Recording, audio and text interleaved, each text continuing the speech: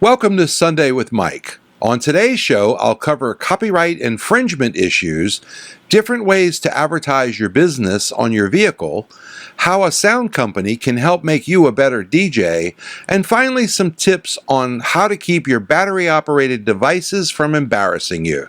I'll be right back after I grab a cup of coffee. Top Hits USA from RPM. Our name says it all. Get the latest hits while they're the hottest. With Top Hits USA, you'll have the track for sure. Visit tophitsusa.com or call 800-521-2537 and get a free demo.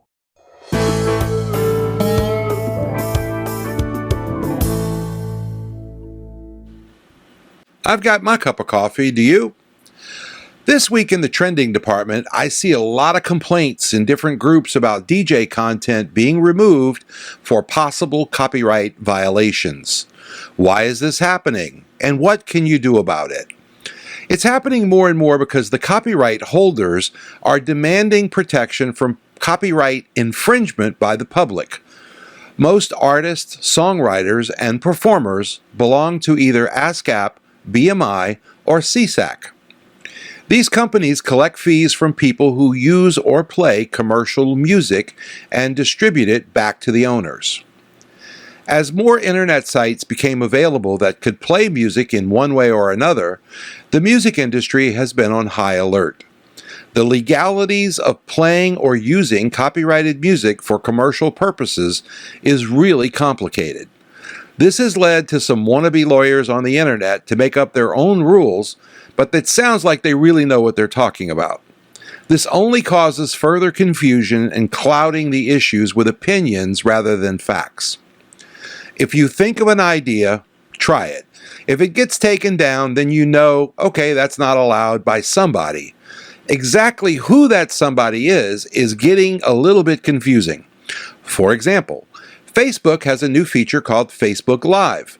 Well, the DJs thought this was really cool. They would start doing live feeds at their events. But they're playing music in the background, and that music is copyrighted. Facebook doesn't want to pay the royalties to broadcast commercial music, so they start taking down the live feeds. DJs get upset and complain and ask, why was it taken down? It was a free way to advertise their shows, and now they can't do it anymore. SoundCloud, which is a website, was one of the first to start taking down DJ mixes. Mixed DJs thought that they were okay because they were making new music from old music. Turns out this is also a no-no. Those songs were used without permission, and SoundCloud either had to pay or start removing them, which they did the latter. So here's my point. Unless you own the copyright, you can't tell the owner of their music how it can be used. It would be like them coming into your house and telling you where the furniture needs to be placed. What can you do about it? Well, there are plenty of royalty-free music sources that can be used for your videos, Facebook, website, etc. Try those options if you need to have music in your project. This is a big deal, and the last thing that you want to do is be sued by the record industry. So what's working for you in this department? Let me know in the comment section down below, and I'll be right back. DJ Event Planner will change the way you manage and run your business. Streamline all of your procedures and software into one easy-to-manage system. DJ Event Planner, the ultimate online planning tool.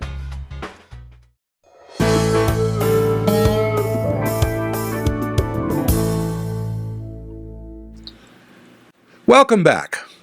To help promote your business, I'd like to discuss vehicle and trailer advertising. Why do you need them, and how can they really help your business? Magnetic signs are inexpensive and is much better than nothing at all. They offer you the ability to remove them if needed, or to use them on a different vehicle.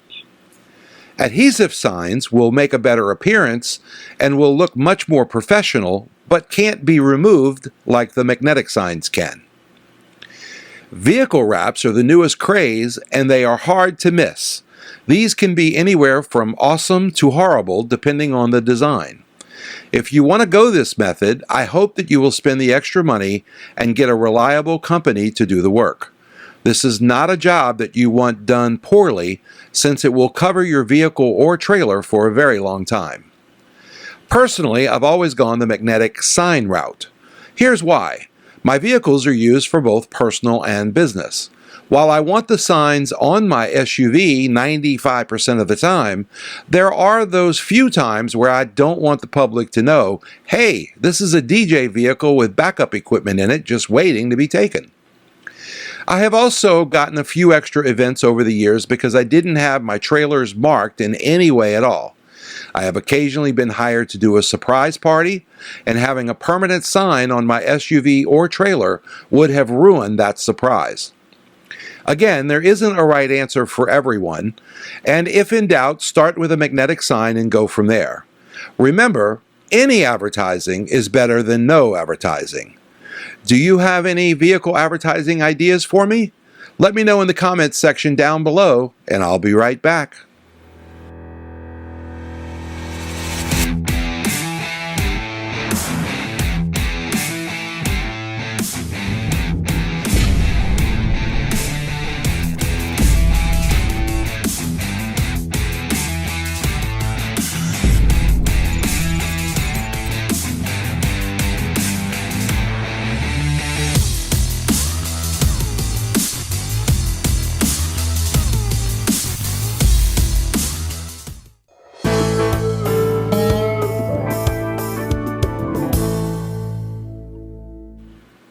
Today's outside sources will encourage you to meet, hang out with, and maybe even go to work for a sound production company in your area.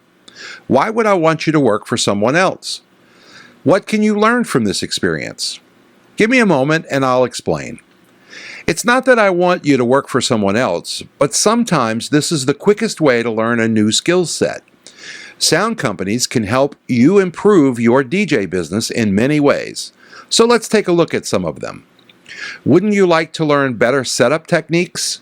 How about better control on feedback and how to eliminate it in the first place? Did you know that not all microphones are the same inside? By learning when to use a certain type of microphone for a certain situation, you can become more knowledgeable about how sound works, sound equipment, and this in turn can help you get the most from your DJ equipment. Once you start getting to know more sound companies in your area, stay in touch with them and fill in your slower times of the year by working part-time for them. You'll learn more than you can possibly imagine, and you might even get to see some really cool live shows. Many of our events as DJs can benefit from you knowing more about production work in general and how shows are put together. It will help you to understand what I'll call an entertainment flow. This has always helped my business, and I believe it can help yours too. In fact, if you have a local theater or civic center, talk to the person in charge about doing some part-time work for them as well.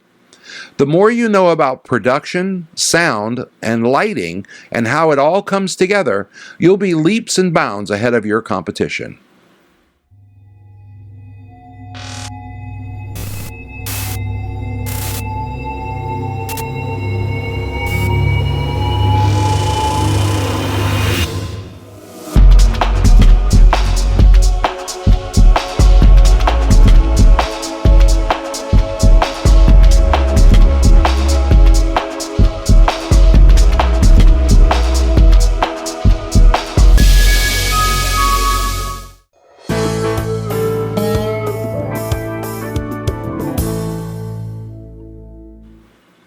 In the tips and tricks segment, I want to discuss an easy way to keep your battery-operated devices from embarrassing you.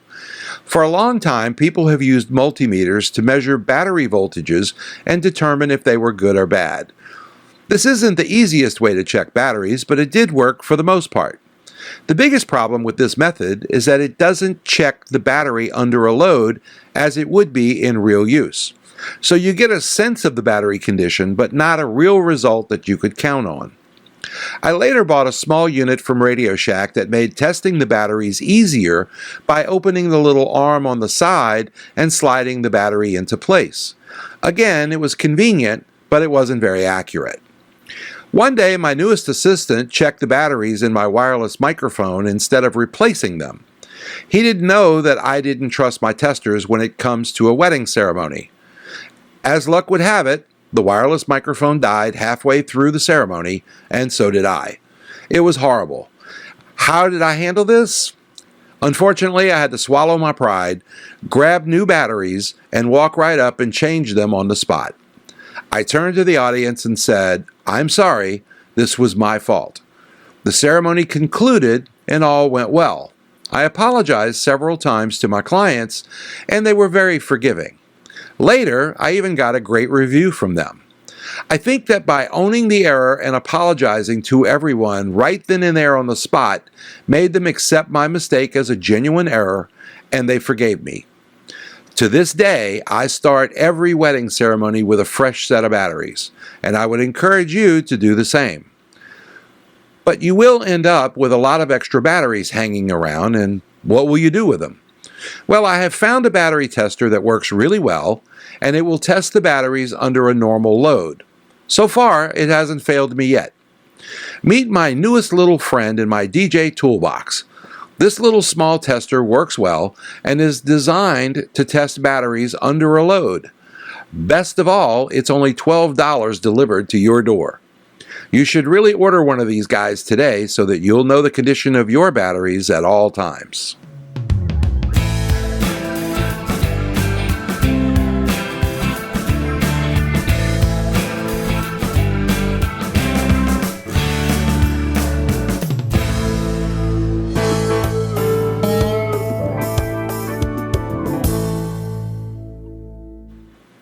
So that's a wrap for today's show. Did you learn anything new? If so, I hope that you'll share the show's links and also comment down below, and don't forget to give me that thumbs up. If you have any suggestions for a future show, please get in touch with me by Facebook, Twitter, or email.